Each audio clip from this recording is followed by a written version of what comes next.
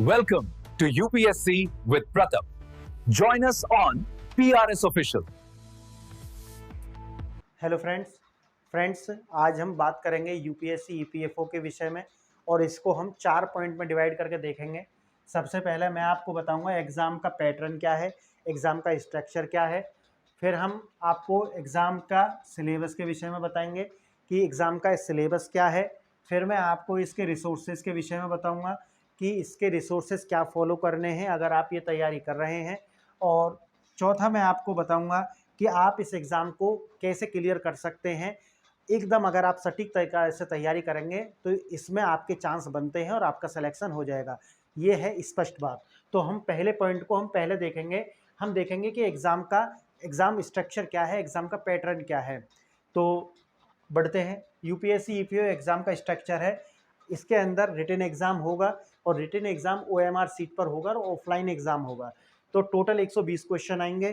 2.5 number का एक question होगा और नेगेटिव मार्किंग जो होगी वो 1/3 की होगी, यानी कि सही के लिए आपको 2.5 मार्क मिलेगा और गलत के लिए 1/3 आपको काट लिया जाएगा। टोटल 120 क्वेश्चन होंगे, टोटल मार्क्स होंगे वो 300 होंगे। मार्किंग स्ट्रक्चर जैसा कि मैंने आपको बताया, 2.5 मार्क्स सही के लिए मिलेगा और गलत के लिए 1/3 मार्क्स काट लिए जाएंगे। एग्ज़ाम की जो ड्यूरेशन होगी वो 2 घंटे की होगी। अब आती है दूसरी स्टेज, उसमें होगा इंटरव्यू और इंटरव्यू होगा टोटल 100 मार्क्स का। अब बात आती है कि जो रिटन एग्ज़ाम होगा वो ओएमआर सीट पर होगा। ऑब्जेक्टिव टाइप के क्वेश्चन होंगे, 2 घंटे की टाइमिंग होगी, 300 मार्क्स होंगे, 2.5 मार्क्स का एक क्वेश्चन होगा और 1/3 अगर गलत है तो वो काट लिया जाएगा। सेकंड स्टेज है इंटरव्यू। 2 स्टेज में एग्ज़ाम है। पहले आप एग्ज़ाम दे करके आएंगे ऑफलाइन, फिर उसका रिजल्ट आएगा और रिजल्ट के बाद में जो लोग क्वालिफाई होंगे उनको बुलाया जाएगा और उनका 100 मार्क्स का इंटरव्यू होगा। इंटरव्यू के अंदर अगर आप जनरल कैटेगरी से हैं तो 50 मार्क्स लाने बहुत ज़रूरी हैं। अगर आप ओबीसी से हैं तो 45%, अगर एससी एसटी और पीएच से हैं तो आपको 40% मार्क्स लाने होंगे, यानी कि 40 मार्क्स लाने होंगे।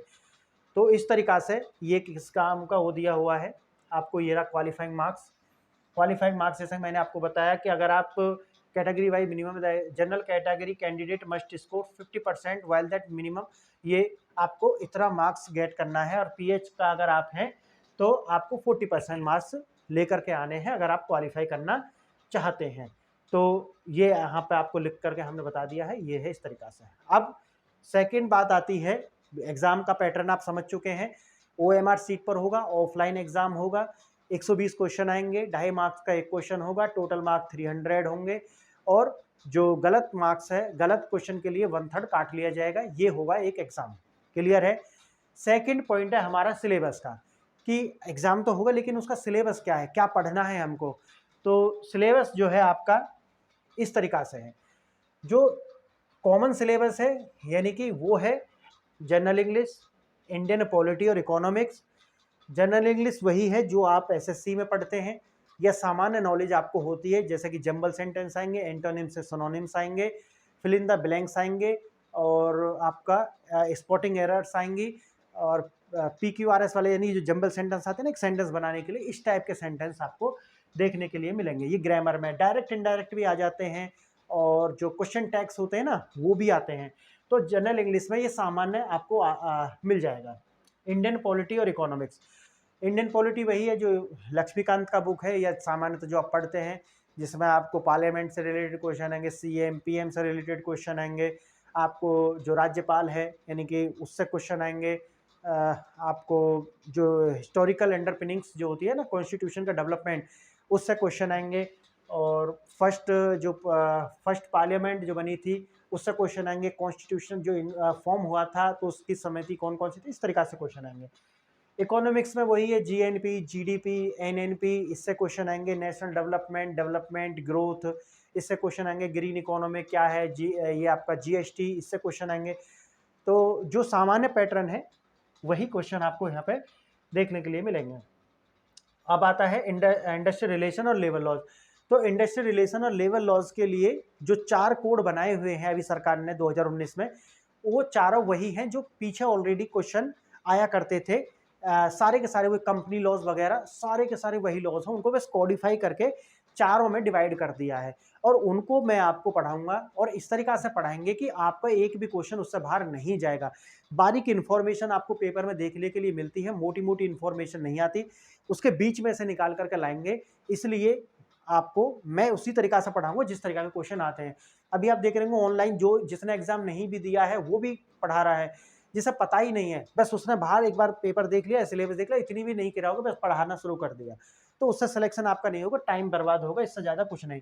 तो आपको मेरे साथ जुड़ जाना है। अगर आपको पक्का सिलेक्शन लेना है तो आप मेरे साथ जुड़ जाएं, संभावना बहुत ज़्यादा हो जाएगी। जैसे कि आपको पता है वैकेंसी वो 300-400 वैकेंसी है, तो सबका नहीं होगा, लेकिन बात है पॉसिबिलिटी की, तो पॉसिबिलिटी सबकी हो जाएगी।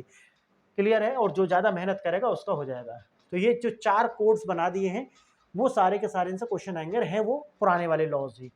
अब सोशल सिक्योरिटी इन इंडिया, इससे वही है जो आपको यूपीएससी का जो सेकंड पेपर है जीएस का, उसमें है सोशल जस्टिस। तो सोशल जस्टिस के अंदर जितनी भी स्कीम है वो आपको यहाँ देखने के लिए मिलती हैं, चाहे वो विकलांग्स के लिए हों, चाहे वो वीकर सेक्शंस के लिए हों, वीमेंस के लिए हों, एससी एसटी माइनॉरिटी, इन सब के लिए जो स्कीम्स हैं वो आपको सोशल सिक्योरिटी इन इंडिया वाले पोर्शन में मिलेंगी और ये महत्वपूर्ण है। करंट अफेयर में ही आएंगी और मैं आपको यहाँ बताया हुआ है मैंने कि कितने पॉइंट अलग अलग हैं, लोग किन की तैयारी करते रह जाएंगे और किन का सिलेक्शन होगा जो ये वाली तैयारी करेंगे, जो मैं अभी बताऊंगा आपको। जनरल मेंटल एबिलिटी और quantitative aptitude. General mental ability मतलब है रीजनिंग के क्वेश्चन आएंगे, ऐसे क्वेश्चन आएंगे कि इसके लिए विशेष तैयारी की आवश्यकता आपको है नहीं, तो जो आप करते हुए आए हैं बस वही करना है, इससे ज़्यादा की जरूरत नहीं है। और जो क्वांटिटेटिव एप्टीट्यूड है मैथ के भी वही हैं, time and speed, time and work, boat and stream, pipe and system, है ना, सिंप्लीफिकेशन, इस तरीका के जो क्वेश्चन है, कंपाउंड इंटरेस्ट, सिंपल इंटरेस्ट, इन्हीं से क्वेश्चन आते हैं। और जो रीजनिंग वाला पार्ट है उससे वही है कि अल्फा बीटा वाले क्वेश्चन आ जाएंगे और आपको डायरेक्शन वाले क्वेश्चन आएंगे, क्लॉक वाले क्वेश्चन आएंगे, एनालॉगी वाले क्वेश्चन आएंगे, तो ये वाले क्वेश्चन इससे आपको देखने के लिए मिलेंगे। जनरल साइंस में बायोलॉजी के क्वेश्चन ज़्यादा आते हैं और फिजिक्स और केमिस्ट्री के जितने क्वेश्चन आते हैं लगभग उससे इतने ही क्वेश्चन मिला करके आपको बायोलॉजी के क्वेश्चन मिलेंगे। और बायोलॉजी के क्वेश्चन हैं वो ज़्यादातर जेनेटिक्स आएंगे और सर्कुलेशन सिस्टम्स आएंगे, हार्ट से रिलेटेड आएंगे और आपको आई से रिलेटेड क्वेश्चन आएंगे, लाइट से आएंगे, वेव्स से आएंगे, साउंड वेव जिसे बोलते हैं उससे आएंगे, तो इसके क्वेश्चन आएंगे। करेंट इवेंट वही है, इंटरनेशनल अगर कोई भी जैसे अफ्रीकन कंट्रीज़ में कोई व्यक्ति ऐसा है जो यूएनएससी में किसी जर्नल वाले पद पर गया है या कोई मेंबर बना है, तो उससे रिलेटेड क्वेश्चन आपको यहाँ देखने के लिए मिलते हैं। इंडियन फ्रीडम स्ट्रगल यानी कि 905 यानी कि 1905 के बाद में जो भी हुआ है वहाँ से आपको क्वेश्चन ज़्यादा देखने के लिए मिलेंगे और क्वेश्चन भी वैसे आएंगे जो लेबर रिलेटेड यानी कि जो सोशल वर्क से रिलेटेड लोग रहे हैं, जैसे ज्योतिबा फूले हैं तो उनसे रिलेटेड आ जाएगा, या जिन्होंने भी सोशल वर्क करा है उस टाइम में, महात्मा गांधी है तो उनका जो वो वाला पर्सपेक्टिव आएगा जो सोशल वर्क वाला होगा। तो उस तरीका की हिस्ट्री पढ़ना है, ये नहीं कि कुछ भी उठा करके पढ़ना शुरू कर देना है। तो इसे उसी से जो सोशल सिक्योरिटी और लेबर लॉज या इस तरीका की जो रिलेटेड होते हैं ना जो पर्सनैलिटी, उनसे क्वेश्चन आएंगे। अब एपीएफसी में ये थोड़ा सा अलग आएगा, जैसे इंडियन कल्चर और हेरिटेज, जो यूपीएससी वाले लोग होते हैं वो ये वाला पढ़ते हैं। नितिन सिंघानिया सर का बुक जो होता है ना आर्ट एंड कल्चर का, ये वहाँ से वाला पार्ट है, ये वहाँ से आएगा। पॉपुलेशन डेवलपमेंट और ग्लोबलाइजेशन ये इकोनॉमिक्स का पार्ट है और इसी से ही करंट से आएगा, बाकी तो इकोनॉमिक्स जो यहाँ पर पढ़ेंगे ना ये वाला उसी से ये आ जाएगा। अब है ऑडिटिंग और इंश्योरेंस, ये सबके लिए नया है और एक स्टेटिक्स वाला पोर्शन है, ये भी सबके लिए नया है। अब मैंने इसमें बांट दिया है कि 4 पॉइंट ऐसे हैं जो सबके लिए अलग हैं और जो भी इनकी तैयारी स्पेशल करेगा सिलेक्शन उसकी चांस ज़्यादा बनेंगे जो इनकी तैयारी करेगा, और जो सिर्फ यही पढ़ता रह जाएगा ना ये जो जनरल इंग्लिश और ये, उसका सिलेक्शन की चांस बहुत कम है, क्योंकि पेपर जो है वो ईपीएफओ और इसके लिए हो रहा है। तो आप समझे कि आपको ये जो 4 पॉइंट है ये उससे स्पेसिफिक हैं, तो वही पढ़ना है जो उसके लिए स्पेसिफिक, ये कोर एरिया है। अगर आपका ये वीक रह गया तो आपका सिलेक्शन नहीं होगा। और इंटरव्यू में भी जो लोग जिनका ये वाला क्लियर है इससे रिलेटेड क्वेश्चन आएंगे वहाँ पे भी, और जो इसे अच्छे से करेगा तो उसको प्रेफरेंस दिया जाएगा इस वाले पोर्शन से जो क्वेश्चन वो पूछेंगे। अगर उसे इसकी नॉलेज है यानी कि लेबर लॉज, अकाउंटिंग, तो वो उसको प्रेफरेंस ज़्यादा देंगे, तो ये आप ध्यान रख लेना। अब हमारा जो तीसरा पॉइंट है कि रिसोर्सेज क्या करें।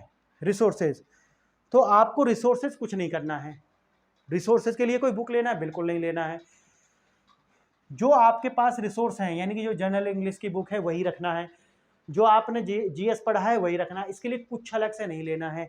जो ये 4 पॉइंट हैं उनके लिए जो मैं प्रोवाइड कराऊंगा इसके लिए बस उतना पढ़ लेना है, जितना मैं समझाऊंगा अब सिर्फ उतना पढ़ लेना है, इससे अलग आपको कुछ भी नहीं पढ़ना है।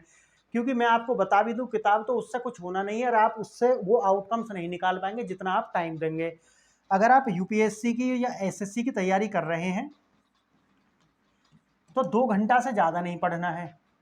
अगर आप स्टेट पीसीएस की तैयारी कर रहे हैं तो 3 से 4 घंटा से ज़्यादा नहीं पढ़ना है। अगर आप स्पेसिफिक इसी की तैयारी कर रहे हैं तो आप 5 से 6 घंटा पढ़ सकते हैं सर। क्लियर है? तो रिसोर्सेज में आपको स्पेसिफिक कुछ फॉलो नहीं करना है, कोई भी इंग्लिश की बुक लेनी है और जो आप जनरल स्टडी के लिए पढ़ते आए हैं सिर्फ इतना पढ़ना है। बाकी जो 4 पार्ट हैं अलग अलग, कौन कौन से हैं? General accounting principle, industrial relation and labour laws, auditing and insurance और स्टेटिक्स, ये मैं कराऊंगा। इनका जितना भी सिलेबस है वो मैं प्रोवाइड कराऊंगा। क्लियर है? तो रिसोर्सेज आपको कुछ फॉलो नहीं करने हैं। न्यूज़पेपर वगैरह जो आप पढ़ रहे हैं वो पढ़ते रहें। करंट अफेयर के लिए जो भी मैगजीन आप कहीं से भी पढ़ सकते हैं उठा करके, कोई भी मैगजीन जो मार्केट में आती है, लगभग 1 साल का करंट अफेयर आप कर लेना। छोटी छोटी सी करंट अफेयर आती है, यूपीएससी वाली नहीं आती। तो बड़े बड़े क्वेश्चन आते नहीं है, छोटे क्वेश्चन आएंगे। तो जो भी मैगजीन आपको हाथ लग जाए 1 साल का, उससे कर लेना। उससे ज़्यादा किसी के चक्कर में पढ़ने की आवश्यकता नहीं है। अब बात आती है कि हम कैसे प्रोवाइड कराएंगे। चौथा पॉइंट, सिलेक्शन बिल्कुल आपका हो जाएगा। आपको मेरे साथ जुड़ जाना है। मेरी ऐप है PRS ऑफिशियल, उसका लोगो आप बराबर में देख रहे हैं। सारा कुछ कराऊंगा मैं, तो आपको जितना भी है सारा सिलेबस प्रोवाइड कराऊंगा 499 499 रुपये में। और इसकी जो वैलिडिटी होगी वो पूरी 1 साल की होगी। आप इससे जुड़ जाएंगे, अभी आप इससे जुड़ जाएंगे, डाउनलोड करें और EPFO वाले सेक्शन में जाकर के आप मुझसे जुड़ जाएं। और उसके बाद फिर आपको कुछ करने की जरूरत नहीं, जितना मैं करा दूंगा। सिलेक्शन होना है तो उसी से हो जाएगा, अगर नहीं होना है तो आप कुछ भी पढ़ लेना, नहीं होगा। आपको जितना मैं पढ़ाऊंगा उससे बाहर क्वेश्चन एक भी नहीं आएगा, ये 4 पॉइंट्स है। और ये जो आएगा ना, ये जो इसमें इकोनॉमिक्स और ये जो दिया हुआ है, जैसे मैंने बताया इंडियन फ्रीडम स्ट्रगल, तो ये सामान्य रूप से पढ़ने मत लग जाना जैसा और क्वेश्चन आते नहीं। रिलेटेड पढ़ना है, जो लेबर लॉज और अकाउंटिंग इस वाले सिस्टम से आएगा, इंडस्ट्रियल रिलेशन और लेबर लॉज से। तो ऐसी ही पर्सनैलिटी पढ़नी होंगी जो इससे रिलेटेड रही है।